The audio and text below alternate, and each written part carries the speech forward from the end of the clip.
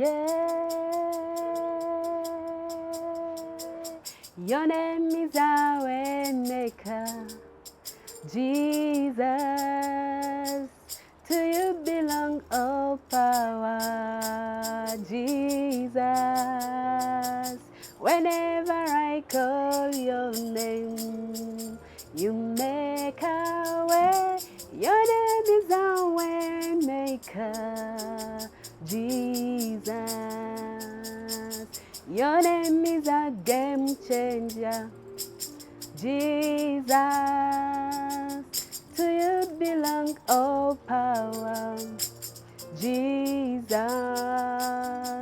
Wherever I call your name, you make a way.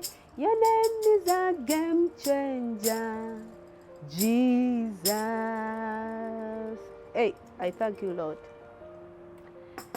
I was almost now starting the Shantarayakala. Let me just stop there. But I came here today to thank God, who is a game changer. These days, I've been wondering how God can change any situation for anyone. For me, He has changed my situation, and I know He can change your situation. I am still being transformed day after day.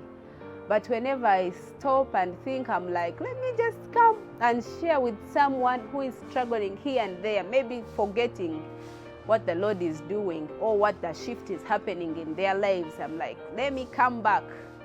And so that's why I come back to this space where we can talk together, where we can dig out our uniqueness, where we can remember that we cannot live like everyone else lives, but we have a unique life to live. And we have to dig out that uniqueness day in, day out. This weekend, as I was away in Mbarara, I spotted one area where a few years ago I was standing and looking as a stranger in my own land. I had my small bag.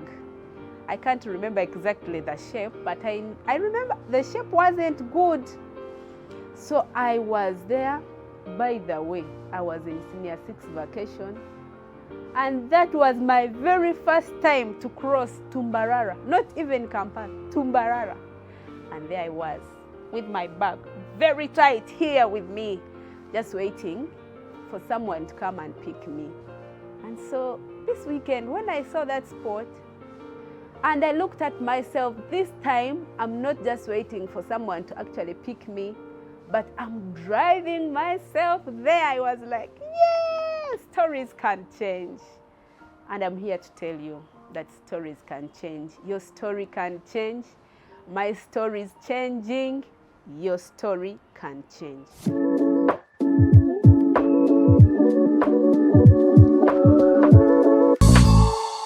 It's Dorcas at Heyday Kamkama here, trying to inspire you. And I know that you are going to learn one thing or the other, at least be reminded. Some of the things are not in you, but you just need a reminder to be a unique person, because that's who you are. God created you to live a unique lifestyle. And sometimes we forget, we want to be like everyone else. But if we can be good enough and we pause and we say, yes, I still want that, I still want the other, I still want a lot, but if we can be able to stand and say, yes, I still want that and this, but I know the Lord has done for me something. I know my life has been changing. Our lives shall never remain the same. One day, I caught someone telling a story to a friend, and she was like, one day when she was hawking some clothing, actually she was hawking the clothing for a friend, maybe a sister. And then as she was hawking, carrying those clothing, like, you know, hawkers, they usually sometimes put them, some in the bag, others they put them like on their shoulders. And so she saw someone who would actually look like a customer, only to reach, the person was calling that girl by name. And okay, let me call that girl X because I might forget and say her name and it might not be good. And so that girl on the building who seemed to want clothing to buy, only to realize that she was the OG to that girl X who was selling clothing. So the girl was here busy shouting, X, please bring for me those clothing. I know you. And the girl looked up and she was like, X? Me, I'm not X. The girl was like, I know you. I know you, X. Were we not in the same school the other side? And the girl was so bold and she was like, me, I'm not the one. Maybe she resembled me. Now this other person looked at this girl X and wondered, why are you really pretending that you are not the one? Yet I know you. It's not been many years that we have been together in this school. But then you're saying you are not the one. And when I heard that person telling me the story, because finally that girl X was telling me, can you imagine someone found me hawking? How I felt embarrassed, and she was almost praying to God for the ground to open, and she just disappears.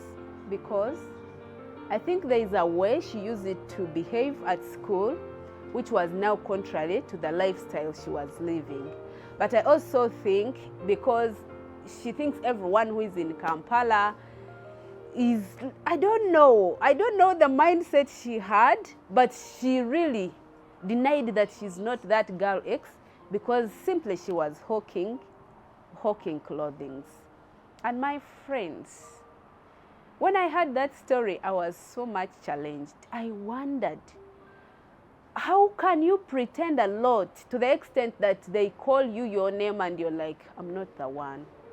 What is that one thing that you can be doing everywhere else and then you feel like, God, I pray that one day my parents don't find out. I pray that maybe my pastor doesn't find out. Is there one more area in your life that when you look at, you are ashamed for anyone to know? Please, let's learn from this girl that whenever we are doing anything, we shall not be like this girl X, that we shall be able to stand and say, it's me. I am still looking for money. It's me. People who know that one day my story will change can never deny that they are born from such and such area, can never deny that they are born from such and such parents.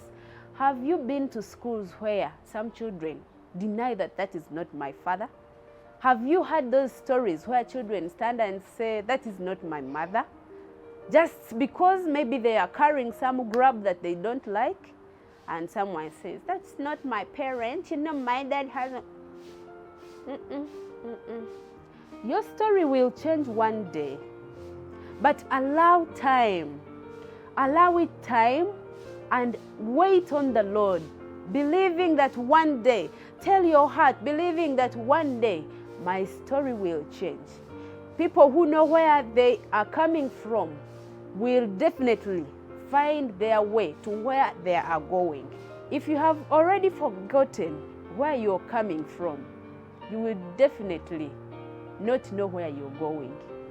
And how I pray that we shall all remember where we are coming from. If we are to live a unique lifestyle, you must be knowing where you're coming from, my friend. Let me remind you that some of the things that happened to us, we never had any choice to make. Things like, which school did you go to? If your parents couldn't manage a private school, yes, then you went to UPE. And your results might not look like some of the people who went to these other schools. You know them. You know them. You can name them. You know them. And so you had no choice. Maybe you had no choice, the parents to grow with, and truly you had no choice. The sisters, your brothers, maybe to be born alone, maybe to be born in a big family. You had no choice. Some people actually, they end up in circumstances they had not even planned for, and then you are there in a life that you are tired of. Even the levels of income you have not had a choice the years that have passed, because maybe you didn't know. But I want to remind you that you have a choice. You have something you can do to change the life, and then you got the life that you want so much. Instead of lying that that's not my school, that's not my family, I want us to be those people that will allow time as we work hard, as we pray to God, and know that our lives are going to change one day, one time. I want to give you just 5 tips, 5 like this, that can help you change your life. It might not happen tomorrow, it might not happen today, but if you're consistent, one of these days or one of those years, you will stand and say, indeed, I have seen the Lord change my life.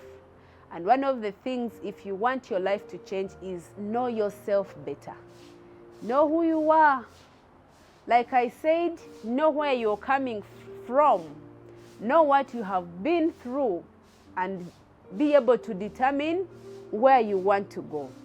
Can you please sometimes be there and you evaluate yourself and know, this is where my strength is, this is where my weakness is. Because of all the strengths and the weaknesses and all the way my life is, I have these opportunities, and please work on every opportunity that you have. Grab every opportunity that you have. Use all of your strength that you have, and work on every weakness that you know is happening in your life. Make sure that your life is adjusting day in and day out. Another thing I want you to think about, that is my number 2. Work about your mindset. What are you thinking about all the time? And the thing that can mainly influence your mind is your ears. Who are you listening to? If your mind still thinks that being rich is being extravagant, being rich is for those people who go underground, being rich is, if you're still thinking negative about money, about rich people, then I don't know how you want to be rich.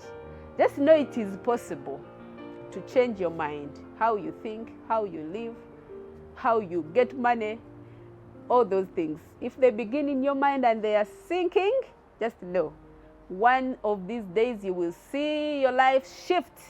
And also, number 3, watch out what comes from your mouth. What are you saying?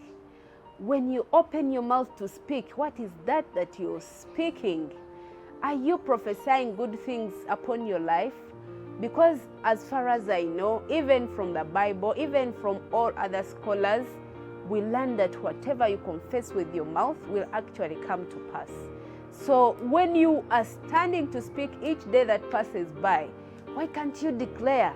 If you have been struggling in one way or another, say, I see myself moving further. I see myself, declare what you want.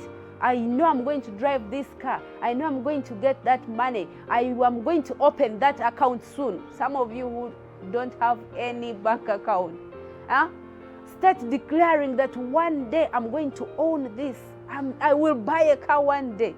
By the way, even when I saw myself driving that car, I was like, God, I thank you. Because ever since I was a child, I think I was dreaming, God, will I ever touch a car and drive it? And so, be confessing every good thing that you want. If you want to be a good teacher, be confessing that. If you want to influence nations, use your mouth to declare what you want. And then number 4, be willing to learn. Be willing to learn. Let every day that passes by be a classroom for you. And when it comes to learning, I wonder why we pay a lot of money to just read books, and sometimes the rewards are not even as quick.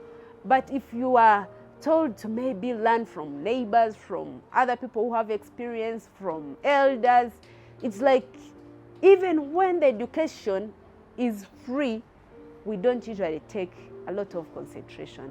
But I pray that you will start learning. Let every moment be a learning ground for you. Let every person you meet be a teacher. Even if they are young, even if they are old, even if they are rich, even if they are poor, be looking for something new to learn. And I want you to know that if you are willing to learn, indeed your life will shift. And then the last point I have here is work on yourself. Invest in yourself. It's close actually to learning. But what I'm saying here, if you need to read a book, please don't say books are expensive. Don't say that in Uganda, we don't have a culture of reading. It can start with you, because for you, you're going to live a unique lifestyle. All I am praying for is that one day you will tell me that my life changed. I'm waiting for the testimonies when we shall hear you say that I used it to be like this and this. I was tired of that. I was ashamed of that. I was tired. But now my life changed. It is possible. I know it is possible. And I believe it is possible. How I pray that you will wait for it. We are here to live unique lifestyle. Purpose that each day you will dig out your uniqueness, know who you are, and your life will change. Thank you for tuning in. Thank you for being here. May the Lord bless you. See you next time. Please don't forget to share and subscribe. Bye.